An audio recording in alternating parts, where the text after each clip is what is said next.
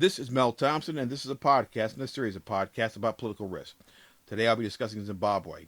Zimbabwe is not a country we can do business with, quite frankly, but it is a country that in the future could be very much open to foreign direct investment and companies seeking to be involved there. If the improvements in humanitarian rights continue in Zimbabwe, there is a good chance that they may be on their way to be a trading partner under the African Growth and Opportunity Act, also known as AGOA. Even though the dictator that runs Zimbabwe, Robert Mugabe, is still in power, many prominent current and former U.S. officials have recently voiced some degree of support for allowing Zimbabwe to trade under AGOA. Whether or not this is a good idea or a bad idea is up in the air pretty much. The reasoning behind these proposed policy shifts is the potential for economic growth that could lift millions of Zimbabweans out of poverty. The devil in the details is Mugabe himself. He's still the president.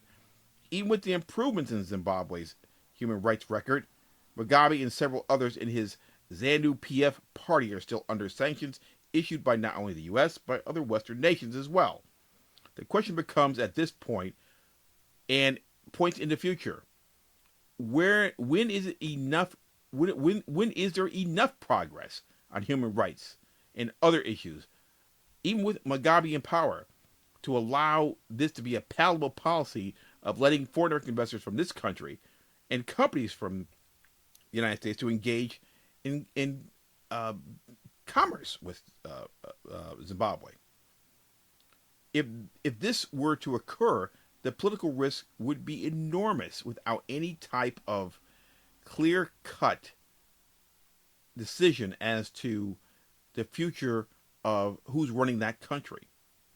Now, I look at this and I can only see one possible example of what Zimbabwe could be, even if Mugabe decided to be the greatest guy in the world tomorrow, and even if he left. What it could be, what it could end up being, is Libya.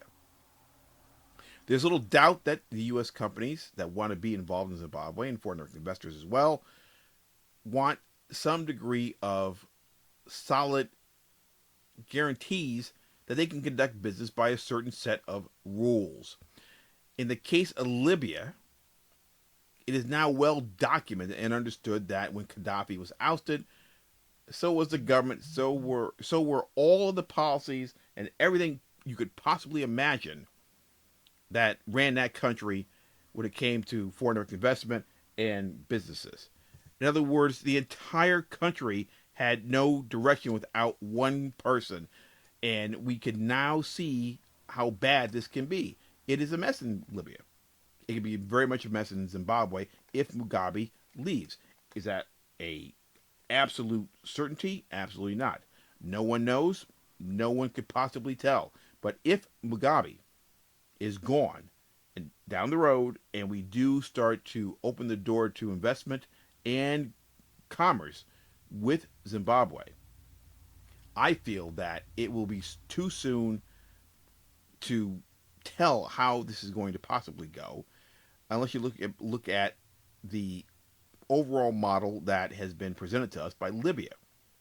You don't know. You walk into a country, the bad guy is gone, so you think, but with that so-called bad guy goes the entire structure that allowed you to believe that you could invest and have a company in that country that could prosper and make a profit. Without a structure, without any type of history of how to run a country and how to conduct business from the country standpoint with other nations, without a particular figurehead or a dictator or a president in charge, without that person and a history how to conduct business without that person, then you are looking at a model that absolutely is based upon and should be considered Libya, which is absolutely a mess right now.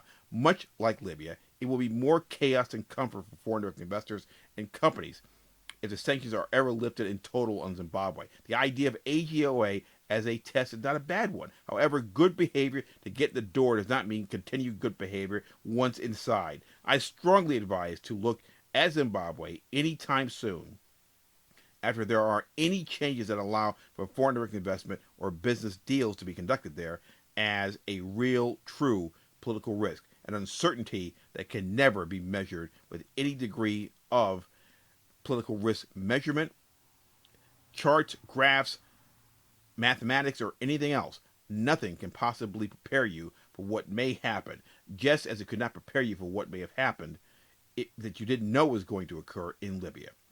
This has been Mel Thompson.